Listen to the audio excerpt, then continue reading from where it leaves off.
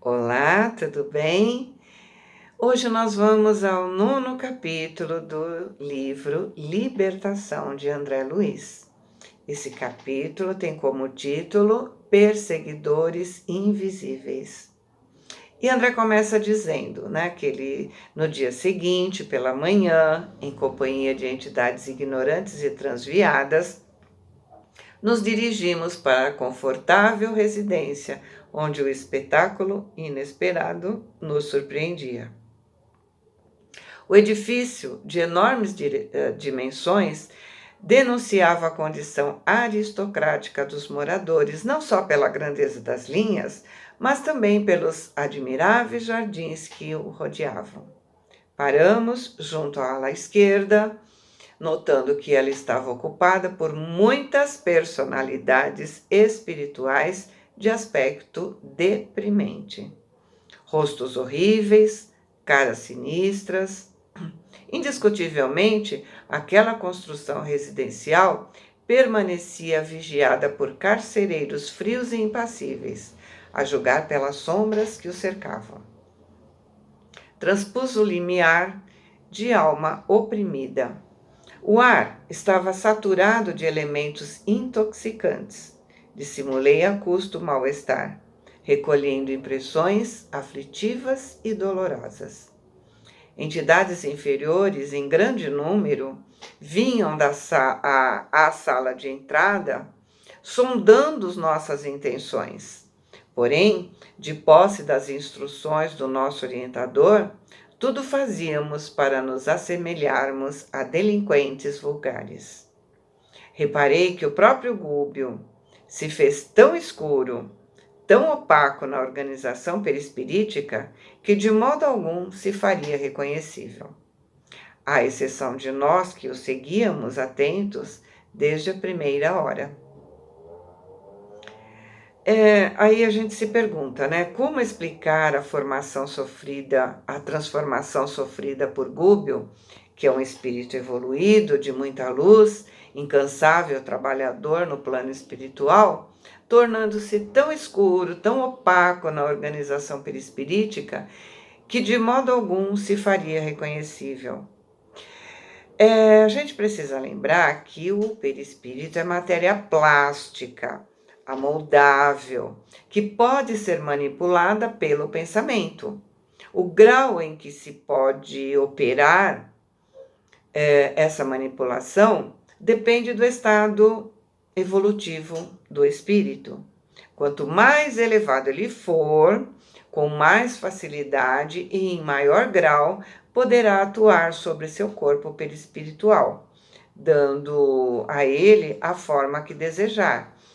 Lembremos que já vimos espíritos superiores a eles se materializando para eles. Lembra nos livros anteriores, onde eles estavam nos salões e mentores vinham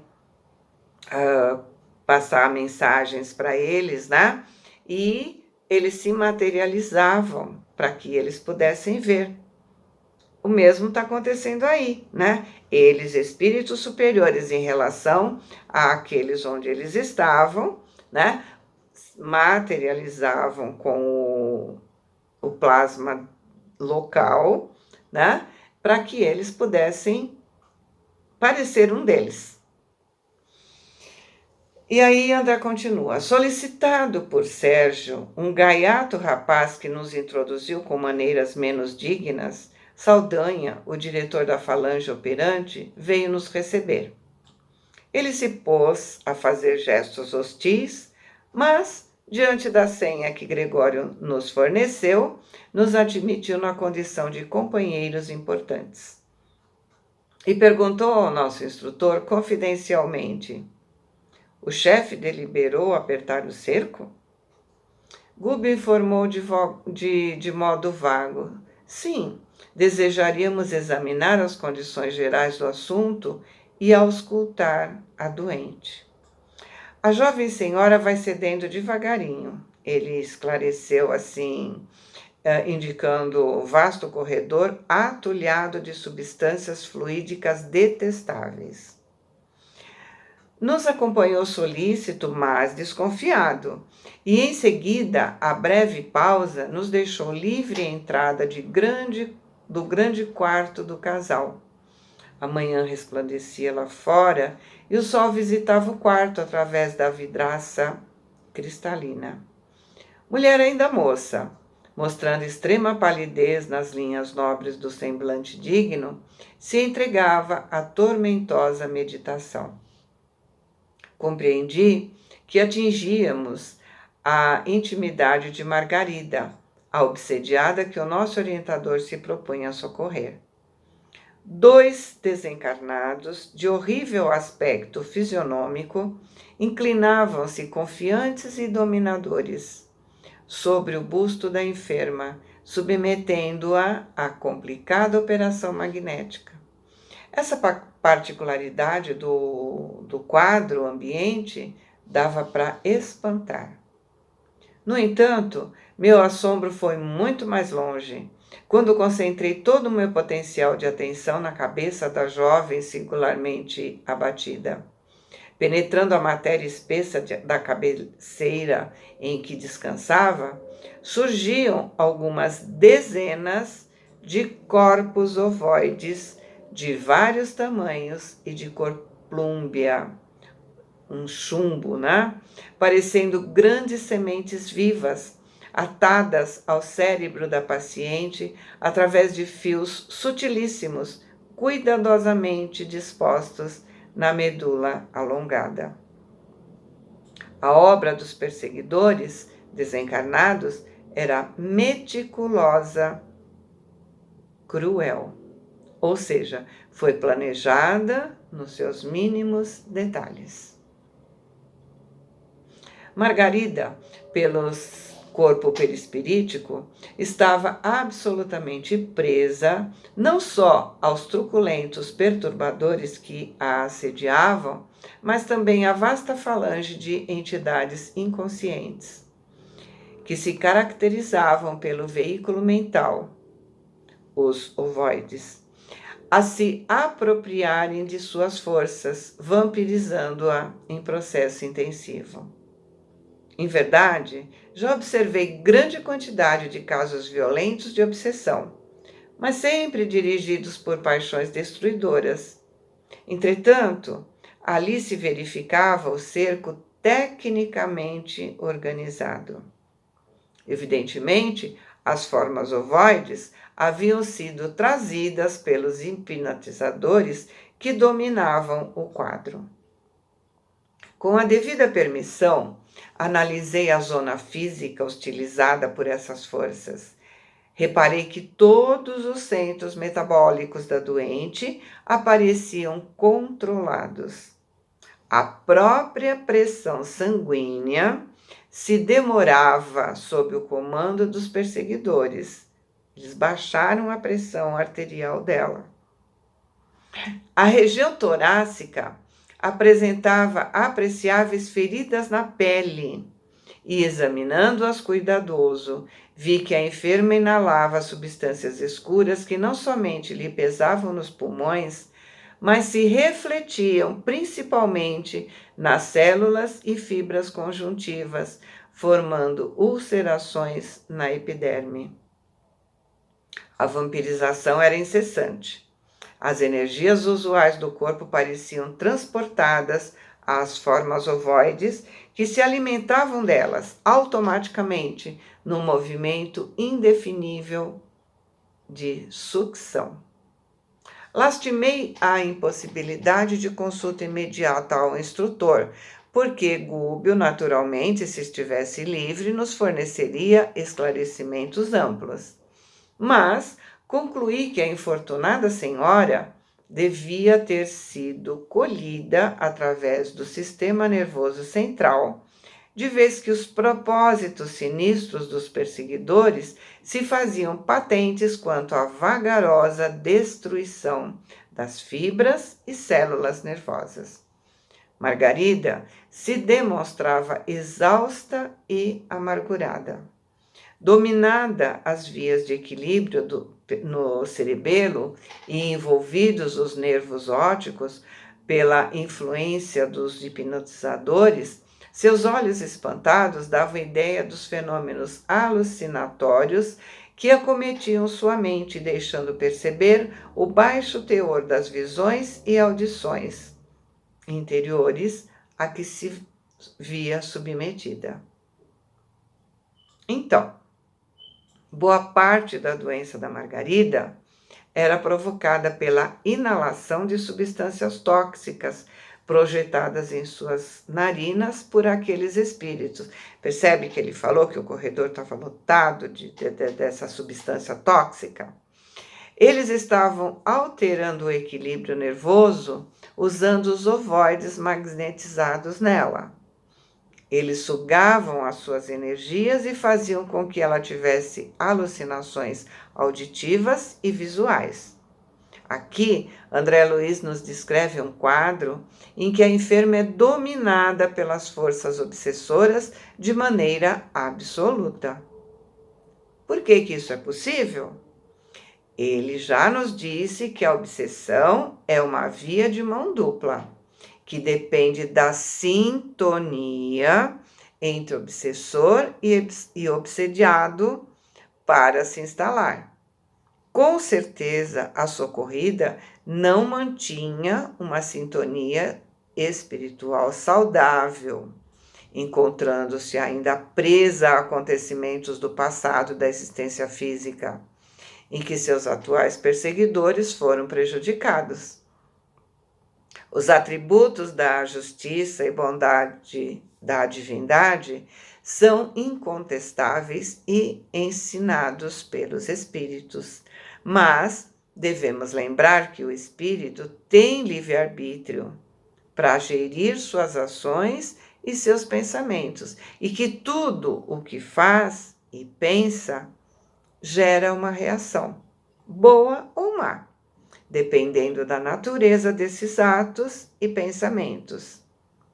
Deus nos dá essa liberdade, mas também, com o fim de garantir a harmonia do universo, ele nos atribui responsabilidades pela maneira como a usamos.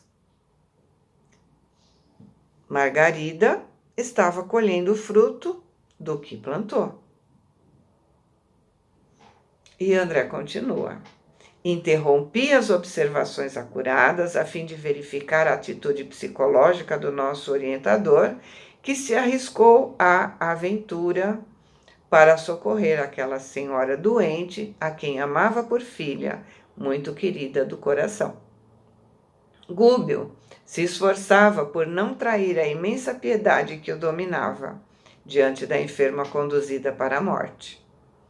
Dentro da minha condição de humanidade, diz André, reconheci que, se essa doente fosse assim tão querida para mim, eu não teria vacilado um momento. Movimentaria passes de libertação ao longo do bulbo, retiraria dela aquela carga pesada e inútil de mentes enfermiças e, em seguida, lutaria contra os perseguidores um a um. Nosso instrutor, porém, não procedeu assim. Fixou a paisagem aflitiva com inequívoca tristeza, mas logo após demorou o olhar bondoso em Saldanha, como a pedir suas impressões mais profundas. Secretamente, tocado pelo impulso positivo do nosso dirigente, o chefe da tortura se sentiu na obrigação de prestar informações espontâneas e esclarecer. Estamos em serviço mais ativo há 10 dias, precisamente. A presa, olha como ele chama, hein? A Margarida. A presa foi colhida em cheio e, felizmente, não contamos com qualquer resistência. Olha o que a gente falou, A sintonia fez com que ela cedesse. Ela não pôs qualquer resistência. Se vieram colaborar conosco, saibam que, segundo acredito, não temos mais trabalho a fazer. Maiores trabalhos, Mais alguns dias e a solução não se fará esperar. A meu ver, Gúbio conhecia todas as particularidades do assunto, mas, no evidente propósito de captar simpatia, perguntou: "E o marido?" E Saldanha, com um sorriso de desprezo, respondeu: "Ora, o infeliz não tem a menor noção da vida moral. Não é mau homem, mas no casamento foi apenas transferido de gozador da vida a homem sério. A paternidade constituiria um trombolho e filhos, se os recebesse, não passariam para ele de curiosos brinquedos. Hoje, conduzirá a esposa à igreja e, reforçando o sarcasmo, né, ele acentuou: vão à missa, na esperança de melhoras." Mal acabou a informação, tristonho e simpático cavalheiro, em cuja expressão carinhosa identifiquei de imediato o esposo da vítima, entrou no quarto, com ela trocando palavras amorosas e confortantes. Amparou-a prestimoso e ajudou-a a se vestir com esmero. Decorridos alguns minutos, notei apalermado que o casal, acompanhado por extensa súcia é bando, né? Então, o casal foi acompanhado de um bando de perseguidores. Eles tomaram um táxi na direção de um templo católico. Seguimos sem demora. A meu ver, o veículo se transformou como que num carro de festa carnavalesca.